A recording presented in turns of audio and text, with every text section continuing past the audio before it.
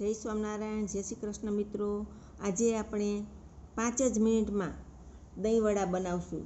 અત્યારે ગરમી ખૂબ જ પડે છે, તો એમ થાય કે કંઈક ઠંડુ ઠંડુ ખાઈએ। તો દહીંવડા માટે મેં મગદાળ અને અડદની દાળ બે સરખા ભાગે લઈને 8-10 કલાક માટે પલાળી દીધી હતી।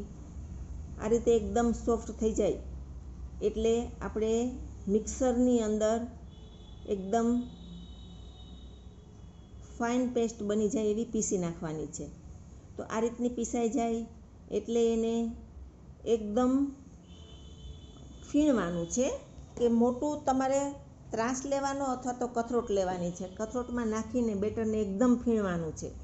એની કન્સિસ્ટન્સી એકદમ ફ્લફી થઈ જાય ત્યાં સુધી ફીણવાનું છે।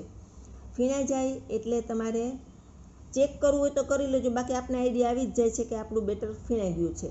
અને પછી એક તેલની અંદર વડું મૂકતું જવાનું છે અને ફ્રાય કરતું જવાનું છે। આ રીતે જુઓ આપણા વડા એકદમ ક્રન્ચી, બિલકુલ તેલ પીતા નથી એવા ક્રન્ચી વડા બની જશે। તો આવા વડા બનાવવા માટે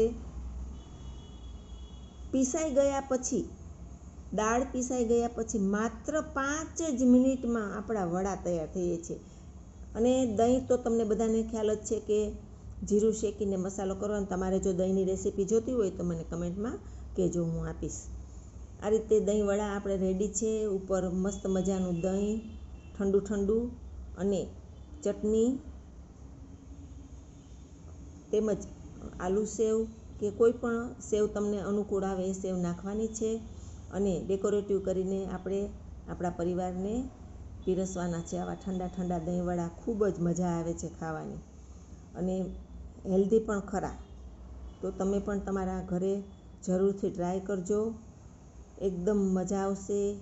અને એમાંય ઉનાળો છે એટલે ઠંડા દહીંવડા ખાવાની ઈચ્છા થાય। આપણે શ્રીખંડને આ તે બધું ખાતા હોય તો શ્રીખંડ માટેની પણ મેં રેસીપી આગળ શેર કરી છે, તમે જરૂરથી જોજો। એકદમ પરફેક્ટ શ્રીખંડ ઘરે બહુ જ સરસ બનશે।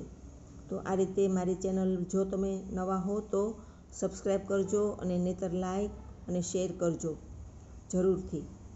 તમે પણ ટ્રાય કરો। Okay, thank you.